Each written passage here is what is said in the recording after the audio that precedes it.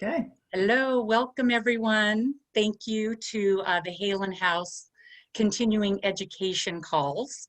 My name is Suzanne Freelo. I'm one of the co-founders along with my other co-founder Cheryl Mills and our Secretary Treasurer Maria Cookson. And this is Halen House. Our mission is healing the root cause and effects of trauma, creating health, resilience, and wholeness. And we are the ones that put on the annual Healing Trauma Conference. So we would love for you guys to go on our website, thehealingtraumaconference.com, check out some of our amazing speakers that we had this year. Because it was virtual, it's still going, all that information is up there until April 2021, because our hope and intent is to go live May 2021. If not, we will also offer a virtual option again. So we hope to do an and, not an or. So there's that. So because of our continuing education, our commitment to continuing education, that's what these calls are all about. This one is, we always try to come from the 6 areas of trauma: mental, physical, emotional, spiritual, nutritional, and social. So this month's call is the spiritual perspective. So I am actually now at this point, just to mention, if anyone has any questions, they can put that in the chat box. If you can see that to the right of your screen, you can also either wave and we will answer your question, because we want this to be a dialogue. We want it to be a conversation, discussion. So we welcome questions. And I think everyone's on mute, I think, just to make sure that there's no background noise or cutting down on background noise.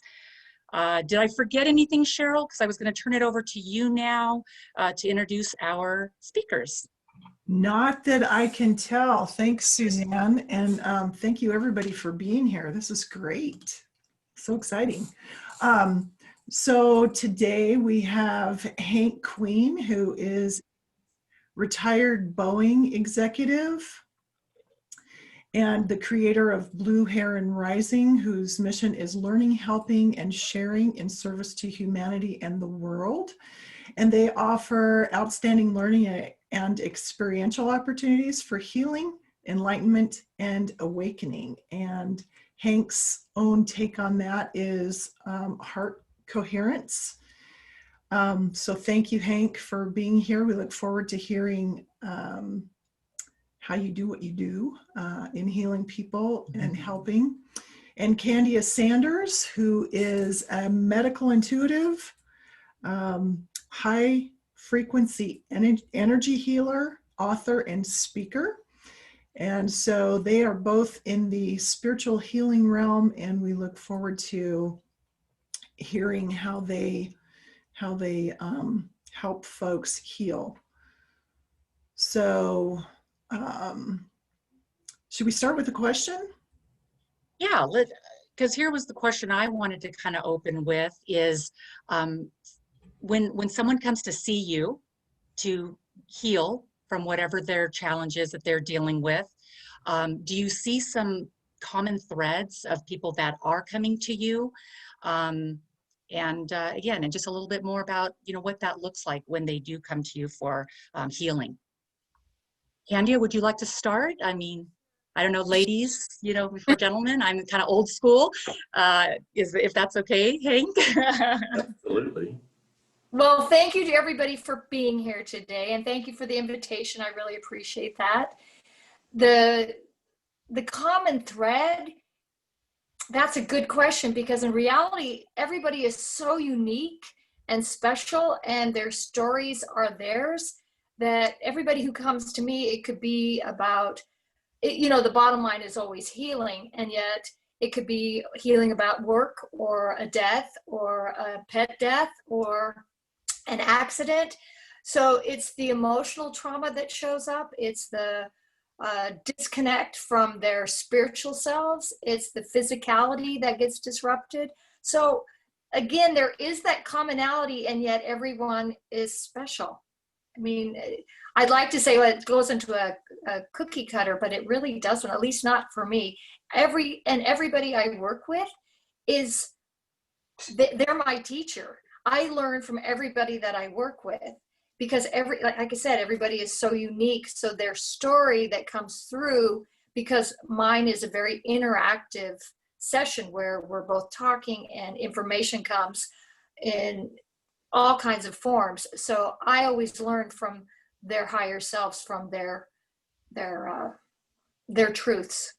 So, You know, I'd just like to interject and thank you for saying that, because we always say trauma is a huge umbrella, right? And so it depends on what people, you know, from their perspective, and no matter what their trauma is, you know, they all need healing in some sort of way, right? So, yeah. So Hank, what about from your perspective? What can you share with us? Well, also thank all of you and thank for this invitation. And so with mine, it's the common thread is trauma itself and their experience of trauma, which is always relative. So what might traumatize you might be very different for somebody else, or the experience might not have bothered you that much.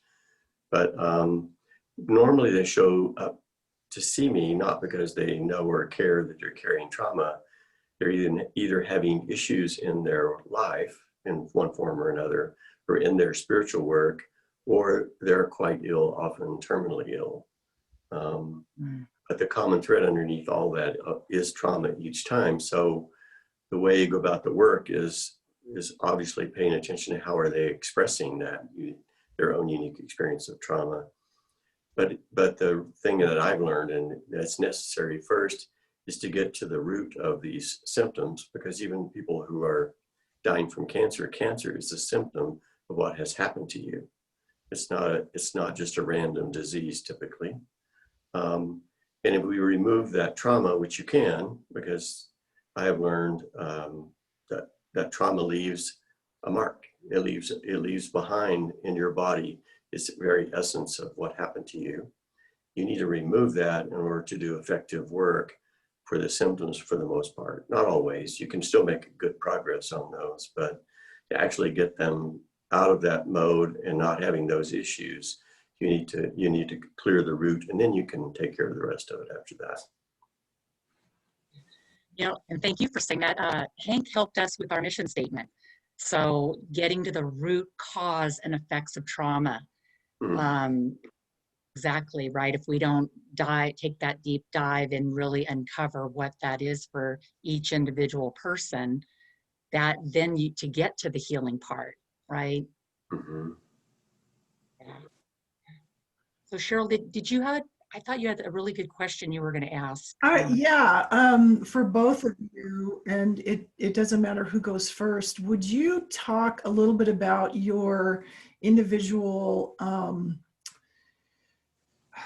practices, or how you go about, for Hank, how do you get to those root issues, if it's cancer or anxiety or whatever it is showing up for somebody, and maybe explain a little bit about the heart coherence for you, and how you use that, I guess, to help people. So you're asking me to go first? Yeah, if you don't mind. Well,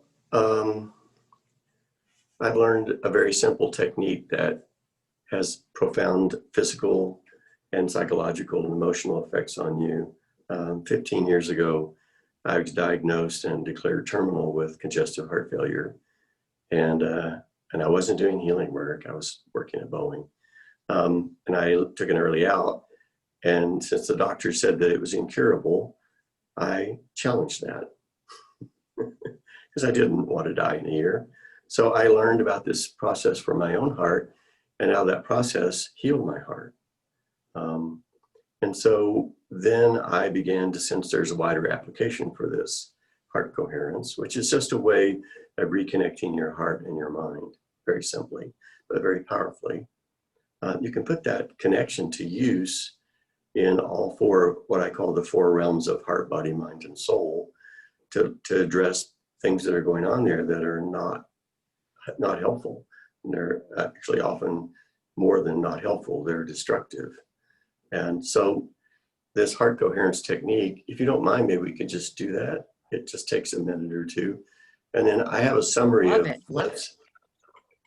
have a summary of this I can send to you, Suzanne, and it's a one-sheet handout on how to do it. But I would love that, because we'll include that with the recording for sure. okay. Great. Thank you, Hank. So it's the essence of simplicity. It's first you close your eyes. And if you're not used to doing it, it can help to put your hand in the center of your chest. And what you do, I'm going to ask you to do, is just focus your breathing where your hand is. And then imagine that you're bringing air in through the center of your chest and out. As you bring it in, if you can just imagine your heart is like a third lung. It opens and expands gently. And when you breathe out, it just relaxes and lets the air out.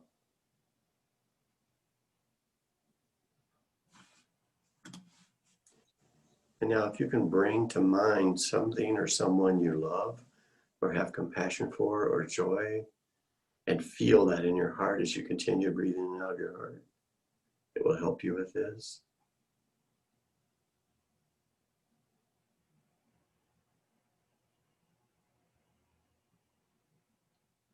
Okay.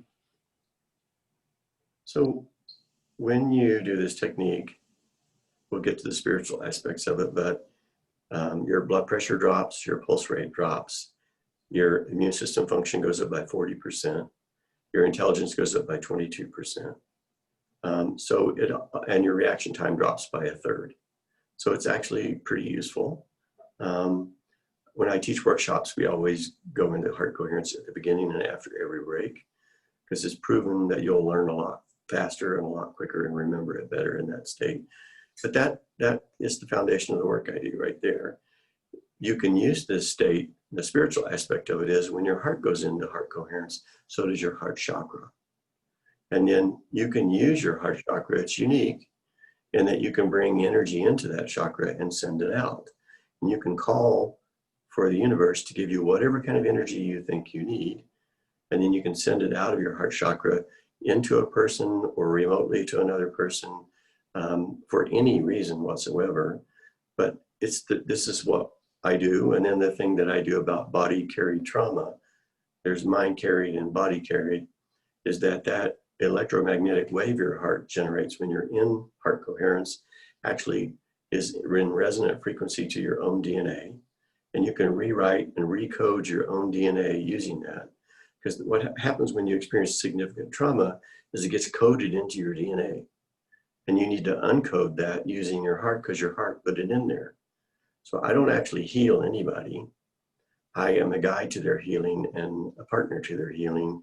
I teach them this technique, and then we work together to open their DNA up, remove that coding of this trauma, and then it goes and put it back in a healthy state. And then from there, we can address these specific health issues or behavioral issues or thinking patterns or whatever is in their way of their life and their spiritual growth and perhaps their own health. So that's the practice that I use.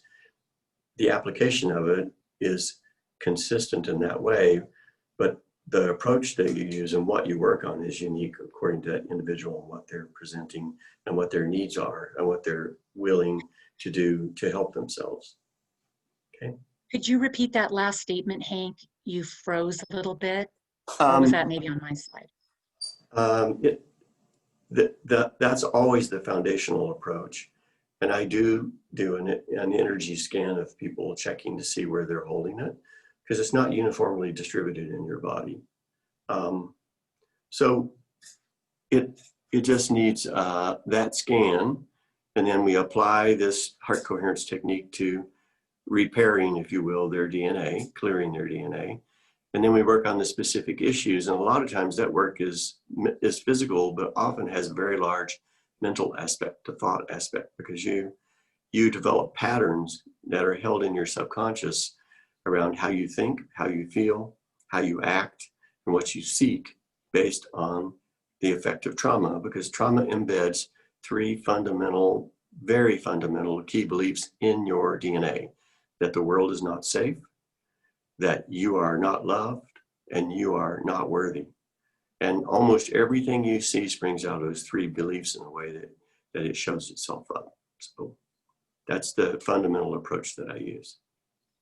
Yeah, because actually one of our attendees, Donna, she's asking if you could speak to how you were talking about the healing of the DNA, what that might look like in a session. Would you be able to explain that, or is that something that you have to come and experience? No, actually, it's relatively straightforward. I mix some physical work in with my energy work often, but the physical part is not essential to this. The issue that it takes two people or more sometimes to do this unwinding is that based on what your heart is experiencing, the level of energy in that field that it's creating gets stronger and stronger. When you're in the experience of trauma, your heart is like screaming. It can't get away. Your heart doesn't have an option for fight or flight, right? It doesn't. So all it can do is freeze. And so it's experiencing emotionally what your mind is experiencing emotionally, and it can't get away from it. So it screams, and it actually, if you want to call it that, very high energy, and it rewrites the coding in your DNA. It's like deflecting this trauma, like in Tai Chi, turning it around and sending it back into your own body to get it away from itself. So where it is typically is in your abdominal area and around your heart. That your heart uses this energy to create like a lead shield around your heart. That can lead to many problems like my own congestive heart failure, heart attacks, lung cancer, breast cancer, throat cancer. That's typically caused by that shield. So in the session, you normally, even with positive energy in your heart, you can't generate enough energy to unwind your own DNA again. And you don't want to go to that extreme level that your heart was in trauma. But if you work with another person intentionally, when you go into heart coherence, you achieve a certain level of that. When I go into it, you achieve a certain level of that. But we have resonance with each other. And what happens in the end is we generate 3 times as much heart energy as either one of us could alone. That's way more than sufficient to do this rewriting and recoding of your DNA in a very compassionate way. And so you literally send in the energy where the trauma is held, and they follow that and send it from their heart to that same area. So it's kind of like catching it in the crosshairs of 2 beams of energy, and the trauma just releases. It just lets go. So it comes up out of them. And I use imagery for that, like transforming this trauma into something. Oftentimes it's butterflies. For every breath you send in, watch butterflies come up out of you. And if you're doing that with love and compassion for yourself, these butterflies themselves carry that love and compassion, and they actually go around the world and they help other people. So you can send other people a gift, turning your trauma into a gift of love and healing for others when you do that practice. So that's essentially the practice. Wow, that's beautiful. I love that so much. And I also like how you brought in that with your own trauma story, or about your health, your own health. And I think you said you had 3 or 4 near-death experiences throughout your life because of all the stress you were under in the other world, say Western world. And I know that there is time and place for Western med, different things. And we want to kind of bridge those 2 things. Halen House, that's what we're about.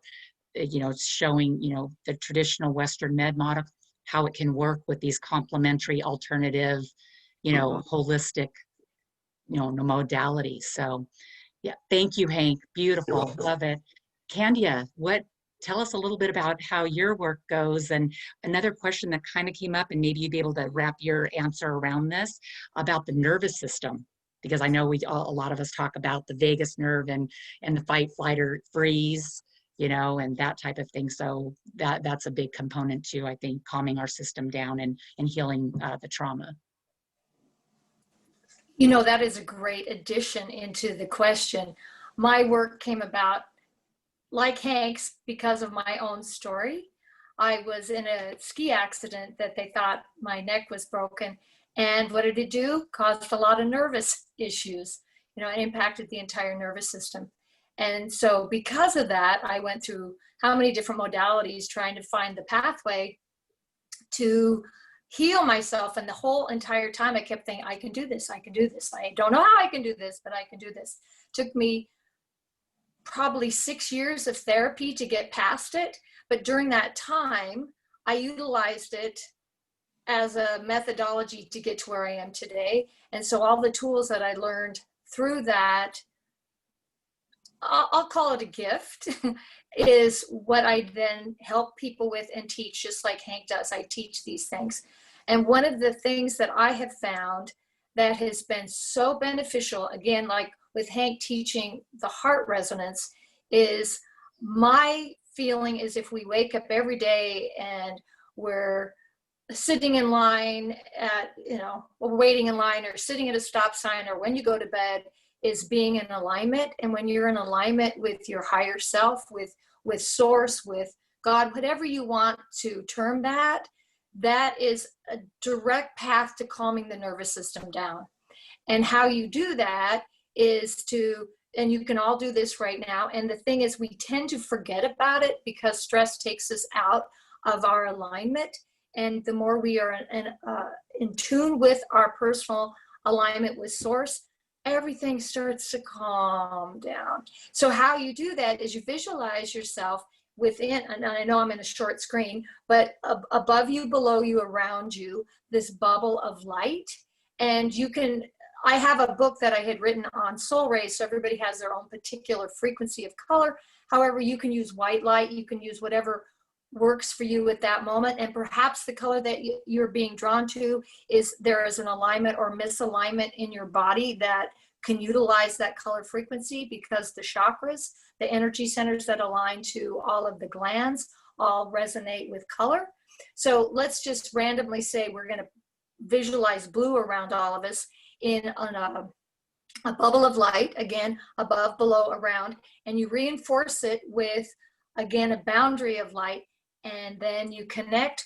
I always go to my heart, which is right, like Hank, to the heart, because that is our portal, our pathway that then aligns. And I'm kind of, can you see this? I'm one of those, I'm like you, Suzanne, I just kind of move, right? So exactly, that by doing this, if you see that, then your elbows are together and it lines up your whole body's energies. And then you're like, that's why prayer was created above the, think about it. The prayer symbol was over the heart. It was to connect us, right? So it's this alignment. And when you do this and you see this light above you, below you, around you, and you reinforce the boundaries, and this is not to say we want to keep out the Klingons, but we want to keep out the Klingons, right? By doing that, then other people's energies don't impact you. You have the ability to have this Teflon-like coating that then allows the energies to fall off of you, because in truth, so many people are incredibly empathic. They are out of their alignment, and then the energies stick. When that energy stick, it's really hard for you to get that energy off, and you didn't even know you were thinking those thoughts, because they really aren't yours, because we are in a very close-knit environment. And all of a sudden especially, I would think that everybody in this chat is very empathic, and because of that, that energy can get overwhelming, and then you feel, after a while, you're going, I didn't know I was this anxious. Then back to your thing on anxiety. And so the more you're in alignment in this bubble of light, and it's mindfulness, it's all about mindfulness, and literally using that third eye.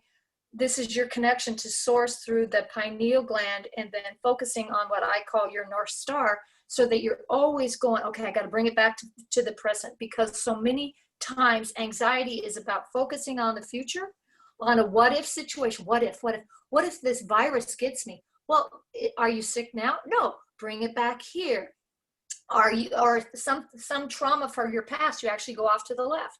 And when you recognize that you're over here, whoop, out of your light, and you bring it back to center, and you're in the present moment, and you look outside, oh my golly, it's beautiful. There's blue sky. The flowers smell fresh. Oh, I had a great breakfast. My bed feels so wonderful. Whatever this situation is, it allows you to come back into the present, focusing on what is before you right now, and then seeing this bubble of light, allowing the Teflon to allow those energies to go down, and then ground yourself into the earth and connect to source. And all of a sudden your nervous system, and we're going to use Hank's breath as well. You use your breath work and mindfulness, and your anxiety, because again, that's a what if.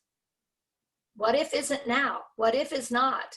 That's not the reality. And that's what people forget about. It's all about being in the present eternal now. And when you're in that space, back to right here, then you calm down and your anxiety drops. And then you feel better. And then your chakras line up. And then your meridians line up. And then your organs are energized. And you can approach your day so much happier. And the traumas, the challenges that we've all had, they don't go away. And I totally am in agreement with Hank on that level about removing things and shifting things. However, at this time you asked me about anxiety. This is a great tool. And I impress this over and over again. I repeat, because sometimes I've had clients for years and I go, okay, are you in your light? No. Well, the more you're mindful about being in this space of, we talk about appreciation and gratitude, but when we get into that space and really are mindful about this light, coherence, alignment, things shift. Yes, love it. And causes that ripple effect, right? Yeah. And not only within ourselves, you're saying everything aligns, but then if we are in alignment with ourselves, that spreads out to others, right? Raising our vibration. You know, I know we talk about a lot about that, raising our vibration, because if we have a higher vibration, that in turn can, again, that ripple effect go on to other people. And I'm sure Cheryl's appreciating all this because she is a mindfulness coach.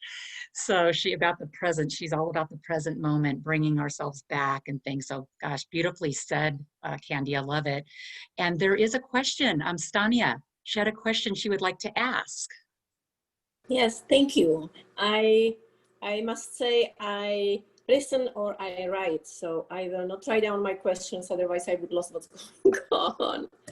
And actually the last thing, thank you so much for actually inviting me. I really appreciate this, finding this group in Oregon.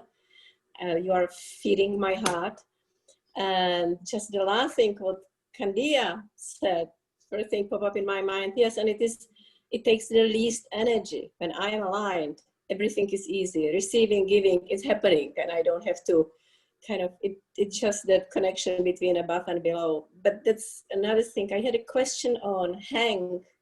When I was listening to you, it reminded me of my experience when we were 3, sometimes 4 friends, and we were playing together all into this kind of things, healing arts and like touch and massage and energy work and so on. So we were playing with each other. So actually it was, I think 2 was the best, when 2 people were hovering over one person on the table. So that was really magical, and it had to be coming in the doses, how powerful it was. So one play with really dancing with the energy, and maybe I was just holding feet or something like that. So my question is if you experience it or if you've done it as well that way. Plus I have one kind of comment and thank you again, which reminded me of my mantra, which was taught to me that my biggest weakness shall become my biggest strength. So it's really this journey from trauma all the way to victory, to see all the way, and then we share it with, if we want or no. So that my question was about the table work. The answer is yes. 2 is the minimum. And when I send this handout to Suzanne, it actually has instructions for how to quiet your own body held trauma and how to clear your own mind held trauma in there. And you can clear mind held trauma on your own. If you do the body held trauma work, all you need is anyone to sit with you and go into heart coherence with you. They don't even need to understand what you're doing. Doesn't matter. But I have had experiences where we've invited up to 10 people into a room around the table. I had a client about 10 years ago in her late 20s that had a very rare form of cancer. And her husband had to carry her into the treatment room. And she had just come out of a PET scan to see where the tumors were. They stopped counting at 580. And so we gathered people that knew her, that cared about her. We all did a heart connection together, and we did this work with her. And despite what the doctors told her, she's still with us today. So it is a technique that allows you to the more people you bring in, the better. One of the kinds of trauma that I work with people is inherited lineage trauma. Because when your heart modifies your DNA, if it modifies the actual coding of a gene, you can pass that on to offspring. And it's a very durable trauma gene. It pass-through rate's way more than 90%. So there are people in Europe still carrying Neanderthal genes after 30,000 years, 1,000 generations later, those genes are still in the gene pool, and they cause seasonal affective disorder. But the point is that the more you bring in, the better. So when we do a lineage healing ceremony, there's an invitation for higher selves to come in that carry this gene pattern, whether they're in your actual family or not. I've had 3,000 people show up for those healings, because you're healing typically a collective wound of humankind when you're doing it. It's not just you. So, and it's a really powerful experience to have 3,000 people gathered around a person, and they actually are leading the healing, and everybody's putting their heart energy in, both giving it to them to help them do this change and receiving the healing back from them. So it's very effective for that kind of work. So more the merrier. Very powerful. Thank you. Can we possibly plan that thing? I feel that time is pregnant for it these days, in these times. It will be so useful for, I'm from Czechoslovakia, and I'm aware I'm carrying, it's not my stuff. For a while, I'm aware of it. And I know I do have a power to shift it. And now in time of COVID and what's going on, everything all together, I feel people energy is so fast, so like during the Big Bang, that it will take much less energy just to shift it gently with love and remind our DNA, our structure, our consciousness, who I am. So thank you. You're welcome. So anybody else have any questions? Or Cheryl, did you have? Yes, can you unmute yourself? Actually, S has a question, I believe. S, would you like to unmute yourself? There you go. Hi, thank you everyone. Everyone here, what a wonderful audience of I feel it. I had a timeline I was on, Hank, and I'm on the new timeline, which is asking me to be much more in front. I was a behind the scenes alchemist, no problem with that. Being in the front, and I lived in spirit very easily. Suddenly I have to be very, very human in ways that are very new to me. And so I'm in my mid-40s, living as if I'm a second grader, starting these things, and I'm finding that appearance matters to the world. Like, I didn't know that. I really walked so lightly for the length of the mission that I had before, that I'm coming up against a lot of things that are, I don't know what to do with them. I'm having trauma come up around the fact that I don't fit into boxes and how I look, and I don't understand intellectually why that matters, but I understand that the world has been on its own trajectory while I've been on my own, and now I have to learn human. What is it like to be in this matrix on purpose and be not as Jesus said, in it and not of it, but to be of it? That is the new code that I have for me. It's the opposite of most people. What could be helpful in terms of, now that you could offer, or otherwise? What is happening is people are noticing me vibrationally, and they're drawn to connect, and then things are becoming clipped again and again because they're in the matrix of the one that I need to learn about, the 3D, and I am. Does that make sense? Are you following how things are kind of exploding? They're drawing together and exploding. I get it. I mean, to be honest, I've faced that in my own work, because Thank you. 95% of the people that I work with are women. And close to 100% of the time, the reason they're traumatized is by somebody who looks like me. So there's an instant barrier. At the same time, there's a draw. I think there's a karmic element to that too, that can help, because it's as if a man hurt them, and a man can help them, right? but I face that all the time. That the Yeah, thing that right. for you, I would recommend is, Candia already covered this, is to be really present, and actually send your, and if you do the heart coherence that I just demonstrated, Mhm. that immediately puts people at ease, because you can actually send them compassion from your heart, just the emotion of compassion or caring, and they'll relax into that immediately, and they begin to see you for your heart, not for yourself. And that's exactly what I do with clients to help put them at ease. I go deep into my heart and be very present, and I let them know from my heart that I'm safe, I have compassion for them, and that I have a sincere intention just to help them.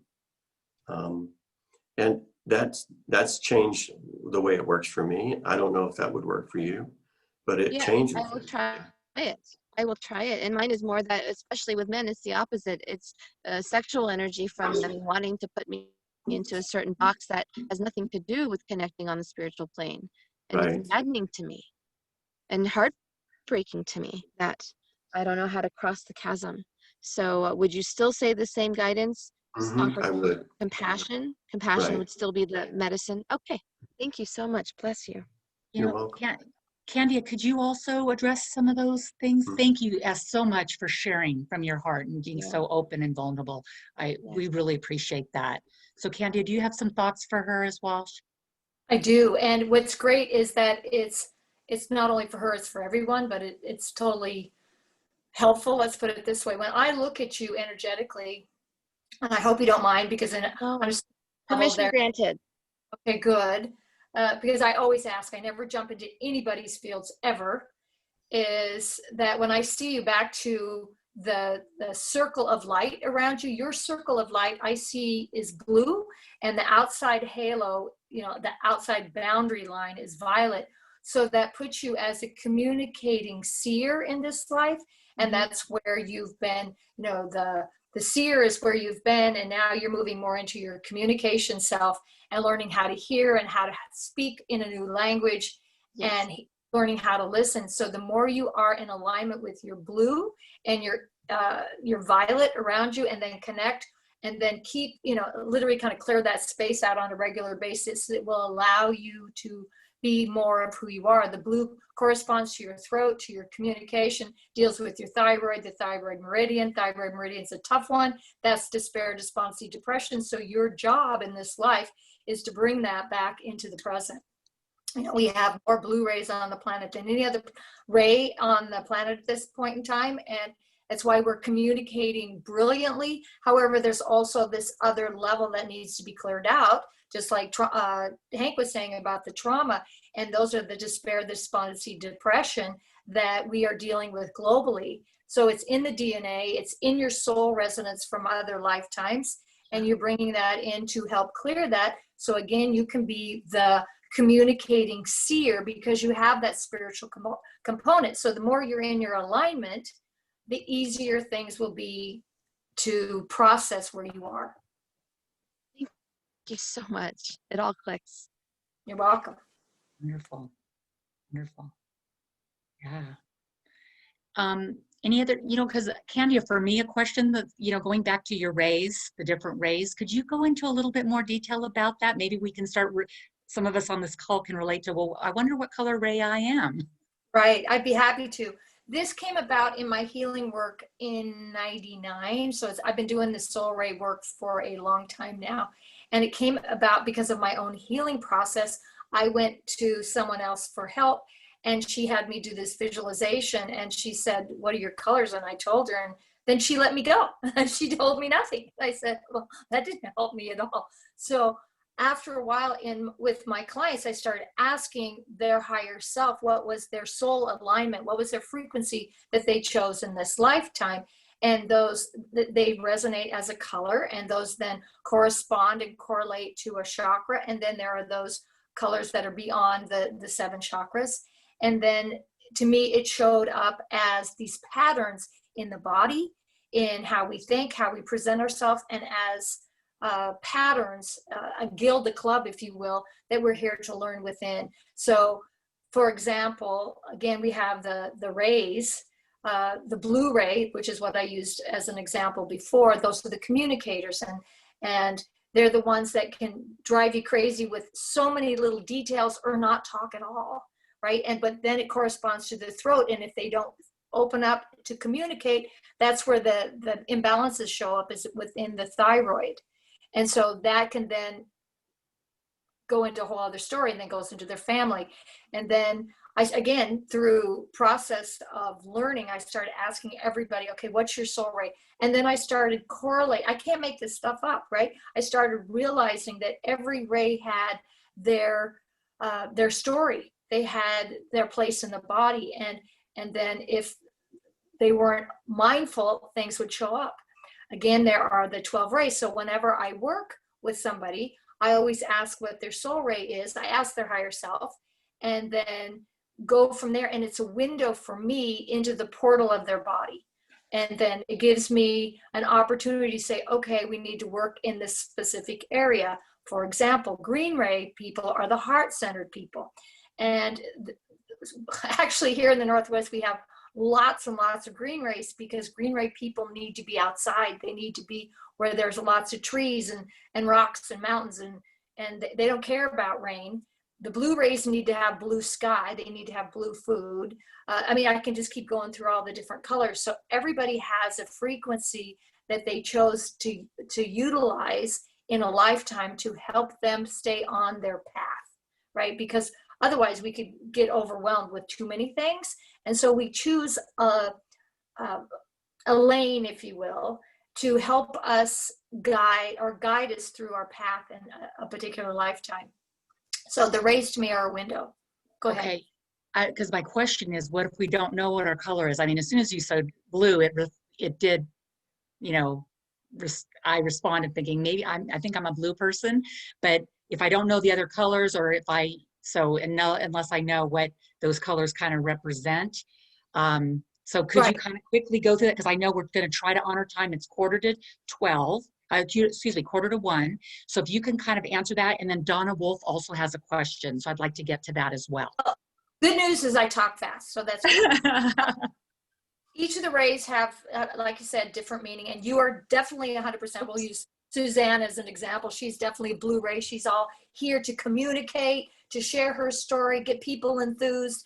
The blue rays, and then I'll go through all of them, but the blue rays right here are those who are the teachers, the politicians, the singers, the musicians, the salespeople, the people who share. Those are the communicators, and or like I said, those who are the wallflowers. So the red ray, we don't have a lot of red ray on I can go into whole historical context, but that's more primal. That's the X people, people that are willing to do whatever. They're very, I'm right here, I can do this type. And we need the red energy here.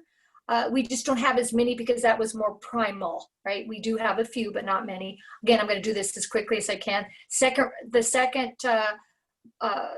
ray is the orange ray, which is, they are the sensual intellectuals. How wild is that a combination? Because it's about the combination of sensuousness. We always associate that with sex, but it's like tasting my tea. Oh, it tastes so lovely. That's sensual, right? It's the sense of being in physicality that is a beautiful experience. And it's also being very childlike and healing the child within. Orange rays. And then yellow rays. We have a few yellow rays out there on the planet right now. These are the people that are empowering or disempowering. When it comes to healing our third chakra, unequivocally, it always shows up with everybody, because our third chakra is what we are moving out of from third dimension into fourth dimension. And because of that, it's a global thing. And it's just exactly what Hank was talking about with all of our doubts about ourselves. All of those issues are either in the third or the heart chakra. It's just where they are. So the yellow ray are the warriors. They're all here again to empower or disempower. Look at our world leaders. There are a lot of them right there. And then green ray again is the heart center. That's again, these are, if I'm going to kind of backtrack for a second. Every one of these is your ray. Those are the foods you go to. For example, yellow, if you're yellow, you eat yellow foods. Orange foods are really inspiring and validating to your body as you move into the green ray. Heart-centered people, this is about your thymus, your heart, your lungs. Each one of these centers deal with different areas in the body, and then how that creates imbalances. Heart ray people are all about opening up to their heart. So you think these would be the ones that would just be, loving everything. However, green rays are here to learn how to love, because so many of them intellectualize their emotions rather than coming from their heart. Hank knows this so well from working with their heart resonance. You got to pull them out of their head and bring them down into their heart. Blue rays are here to communicate, eat blue foods, blue sky. Again, working on being here in the present moment so we stay out of the blues, literally. The blues so perfect for that, right? The indigo ray, we have more and more young people coming in as the indigo ray. These are the intuitives. They are the visionaries. We have a lot of visionaries out there. And yet these are the ones that are most likely to be, on the ceiling. They're not grounded, and they can be the woe of the world, not again, taking on the other people's angst and want to be off the planet. They want to be out there back in the astrals where it's sweet and safe. So indigo rays have challenges in that regard, but they are here to open everybody's intuition and share that so that we are coming from an intuitive heart level base. The indigo ray, the violet ray is on the crown. It has to do with being the seers. Just for example, S has the violet. She is about being the seer. It's about eating violet foods. The violet rays have a tough time in the sense they came in saying, okay, I'll experience 100 lives in one, sure, not a problem. And they get here and you go, oh, it's not so easy. So with violets, they need to share their seer self, their ability to see and sense things, and their sense of joy. And then we have the pink rays. I saw that there was a question about pink. Pink is a very connective color to your heart, corresponds to the heart because it's halfway between the red and the crown, which could be white. And so it's pink. And so the pink is very heart centered. And at the same time, if you have a pink rays never, their karma, their soul contract is they never live beyond 20. They are the children that move people that you see when they're showing a story on the news of a child that just moves every doctor and every nurse's heart. But that's their soul contract to never live beyond 20 because they have other things to learn and the family has things to learn. The silver ray are the techno wizards. They're coming from different planes of high-tech experience out there. I have to look at Zuckerberg to see, a guy who cannot process emotion at all, zero, but he's really, really smart, right? It's that high-tech brain. And so they are here to learn how to integrate emotions and to learn how to be human, actually. And then the gold rays are here to share ancient wisdom, ancient knowledge, and unconditional love. There are the crystal rays. There are a lot more crystal children being born these days. Again, it's a frequency. And this frequency is about reflecting other people's emotions. The crystals are here to really open us up to the higher frequencies of connection with the universe on all levels. And then there is the rainbow ray, which integrates all of them. Rainbow rays have been throughout history, but there have been fewer, but they're the ones, the enlightened ones that come in and share that, the wisdom of all frequencies in one. So again, I know I'm talking really quickly, but I wanted to get out as much as I could in a very short amount of time. You covered a lot of ground, girl, and fascinating. And I just want to say that, so you can go on, is that candiasanders.com? Is that right, Candia, your website? And your book is on there, your books are on there, and people can look more into that. But you covered a lot of ground, and I appreciate it. And I think we're going to take one more. We're going to take Donna's call, because I think it's a really important subject about movement in the body, right? Or try to get things out, like traumas or what we're holding on, and movement and physical exercise is so important as to an aspect. So take it away, Miss Donna. Okay, this is really wonderful to be here with you and hear Hank and Candia speak. It's really been fascinating to me that my whole life I've been wanting to always be involved in the spiritual and the research for how we change our consciousness, and yet at the same time having trouble changing my own consciousness to be consistent in things like exercise or having fun in the kitchen. I'm really, really healthy, but the physical elements that can keep sustaining my body and the flow of energy are like always on the back burner. And I just wondered how the heart coherence and the work with the color rays actually can support changing just basic human habits that we may not, quote, need to change them as far as our health and vitality, but there's a yearning that occurs in my whole body, mind, spirit consciousness to include those elements for the body. Thanks so much. Go ahead, Hank. Okay, well, again, the way I look at this, there are these 4 realms. There's heart, body, mind, and soul. So when you address the body one, the work I do initially with people is helping them heal. But then when they're healed, it's like somebody took the Jersey barrier down on the road. You still want to drive forward, right? You don't just want to get it out of the way. So then the work shifts into how to fully awaken and optimize, if you will, your body, your heart, your mind, and your soul. And in the area of the body, obviously, it's eating well, getting sufficient rest, and movement that suits you, that nourishes you. And it is hard sometimes to overcome habits, and you're usually unconscious. So the way I address these and all of these is, what is it you want to be feeling, doing, seeing, seeking, any of those? And if you set your heart into motion through heart coherence, if you imagine breathing that desire into your heart and sending it to your brain, that's where the blocks are in this kind of stuff, your mind. You plant new thoughts and new habits and new patterns into your brain. The reverse of that is just as helpful. If you find yourself doing something, this is really not okay for me to be doing this, you can pull that thought from your brain into your heart and breathe it out. And then you can replace that with a more positive behavior, thought, pattern, whatever you want. And there's a lot of research on this approach. And within like 3 to 7 repeats of this typically, excuse me, you will create a new habit. It goes into your brain, it becomes a habit. Is that true, the heart coherence, the heart math coherence as well? Yes, it is. Just doing it, your heart loves it. And I'm sorry, I have a bit of a cold.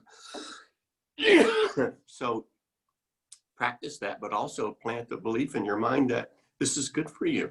Your heart loves this. Your heart enjoys this. So it's not a chore. It's actually a place to go into peace and bliss. And I do my heart coherence breathing probably at least half the time I'm awake. And it's just become an ingrained habit to breathe that way for me. So give those approaches a try. Reprogram your brain to build healthy habits and clear unhealthy ones. Right. I love that. And what even Candia said, to your point, meeting your heart, your head and your heart. Have your head speak to your heart. Like he said, I love exercise. I love movement. I love that, right? And it's so funny. I have a saying that head to your heart where harmony starts. You know, whenever you feel stress, start, head to your heart where harmony starts. And I wrote a song for kids about that, and I sing it all the time. But thank you so much. Really fun. Thank you. Thank you. And I know we're running close, but I know Stania has one more quick question. And Candia, did you have anything to add to what Hank said? Yeah, I was just going to say, tell her really quickly, Donna, that just see yourself in your blue light. You are another blue, but excuse me, indigo light. Pardon me, I got it backwards. Blue, your indigo, which is your intuitive visionary self, and then your halo is blue. So you're the visionary communicator. And the halo, when somebody has an extra halo, an added halo of color, it's just a 10% influence over the course of your life and those things. So the more you see yourself in that alignment every single day, mindfulness, right, Cheryl? Is that in that indigo light, which is a blue purple, and then you've got blue on the outside, your visionary communicator healer self will come out in full force. Thank you. So let's let Stania ask her question and then we'll wrap it up, but it may be a few minutes after 1. So we of course understand if anyone needs to leave. We want to honor your time and we so appreciate you being part of this. So I will just say that, but Stania, for sure, ask your question. Thank you, thank you. I hope it will be pretty much yes, no.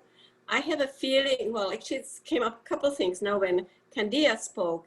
I feel like when we are the same frequencies, that's why we feel so comfortable with each other and we attract each other. So to us, really to find a person who resonates with her, who is more present, I would think, here, happy on the ground, and just to feed from each other, that energetically grounding us. But my question, actually, first one was about eating disorders or body weight, because I was one of those struggling with it, and I came to conclusion, my weight has nothing to do with food, with nourishing. If I believe or something I will gain the weight from a glass of water, I will.